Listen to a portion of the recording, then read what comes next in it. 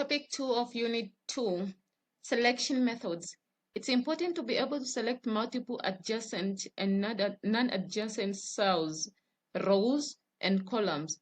It is also possible to select an entire worksheet or only the populated area of a worksheet. Memorizing how to complete these actions could save you a lot of time, especially when it comes to formatting a worksheet. To select a group of adjacent cells, hold down your mouse button while dragging through the group of cells you wish to select. For example, if I want to select cells A1 to A14, I would click on, I will click on A1, click and hold, and drag down to A14. I have highlighted a range A1 to A14. Let's say I want to select or to highlight the cells A1 all the way to D14. I would also click on A1, click and hold, move down to A14.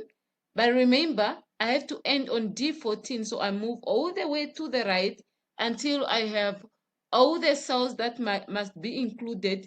I mentioned I want to highlight the cells A1 all the way to D14. So that is how I highlight the cells. And to select a group of non-adjacent cells, for example, if you wish to select only specific cells to format, for you to be able to do that, remember the cells are not joined. They are not joined together.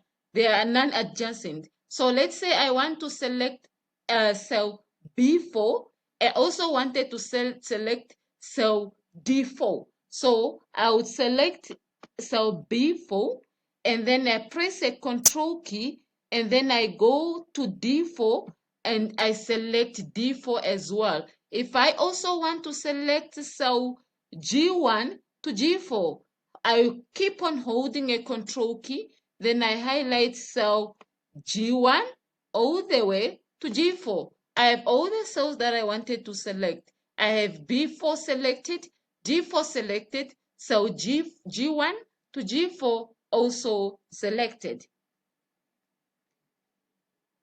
To select the contents of a single row, you click on a row label of the row so you wish to select. A row label is the numbers that appear on the left side of a row.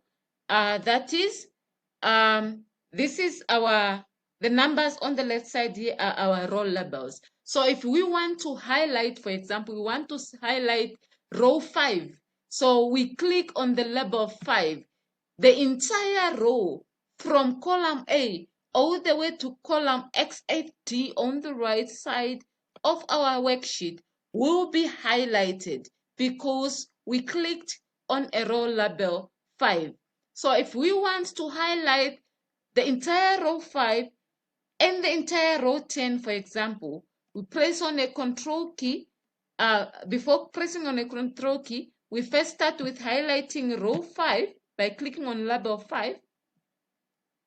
Clicking on label 5, sorry.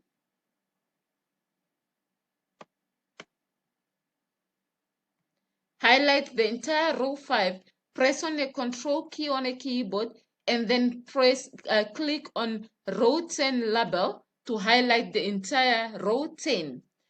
Same applies with the columns. If we want to highlight column W, for example, we would click on column label W, the entire column W, starting from the first row all the way to the last row that we have in our column 1,576 row, it will be highlighted. So if I want to highlight adjacent columns, for example, I want to highlight W, column W, and column X. So I'll click on column label W, click and hold, and move to the next column, which is X. and then the entire column W and the entire column X will be highlighted. If I want to highlight or select non-adjacent columns, for example, I would click, for example, I want to highlight column V and column Z. So I would click on column label V, and then it is highlighted. The entire column is highlighted. So I press on a control key on a keyboard and hold. While holding a control key, I go to the column label Z to highlight the entire column Z. So when I do so, the two columns that are non-adjacent are all highlighted. And then to select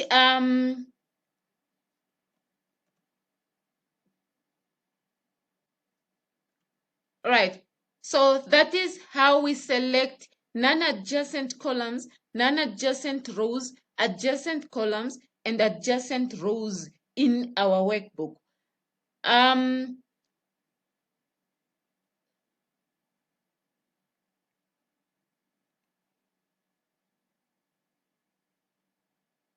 To select the whole worksheet that we have, populated cells as well as empty cells in our worksheet, all we have to do is to press select all button on our worksheet. So that is our worksheet. We want to select the entire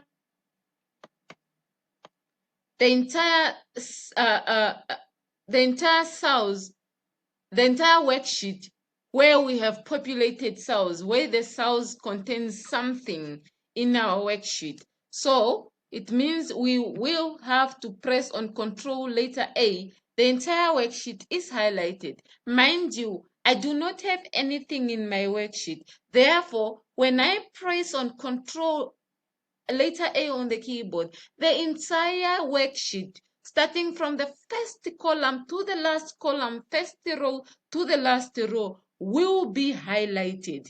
But if I had some cells that contain something in my worksheet, when I press Control letter A on the keyboard, it's only that populated area in my worksheet that is going to be highlighted. This is all about selection methods for our unit 2. Let's move down to the go-to function. If you have a really large worksheet containing multiple columns of data or a worksheet with many elements, the go-to function is really the way forward to save time, and save yourself from the frustration. It offers you a download box containing a list of all the named cell selections contained in your worksheet. You can also use it to select a group of specific elements contained in your worksheet, or simply go to a specific cell. To access the go-to function in the editing group under the Home tab, you click on Find and Select button, and then you click on Go To. So that is the function down there. We are in a Home tab of our worksheet. That's a Home tab. And then Editing Group, far right side of our ribbon here, Editing Group. Then we go to Find and Select. Down pointing out of it, when we click on that, on the menu there is Go To. When we click on Go To, we have a Go To window. So where do we want to go in this big worksheet that we have? Let's say we want to activate cell XFD10.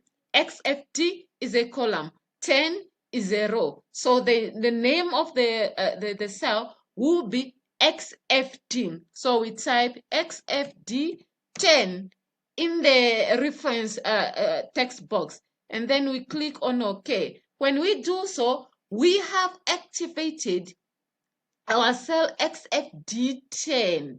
Right. Let's say we want to select a specific number of cells. We go to Find and Select, and then we go to Go To, and then we can say Special here. When we click on Special, is it a comment that we want to populate, or is it formulas, or is it whatever we want to populate? It will bring us a selection from there, or the last cell, or the specific cell that we want to go to. All right, so we click on OK. No cell found because we didn't type any cell that we want to search. So back to find and select, go to fixture, and then we type here, we want to go to column A, for example. To cell A1, we type A1 in the reference there. It activates our cell A1.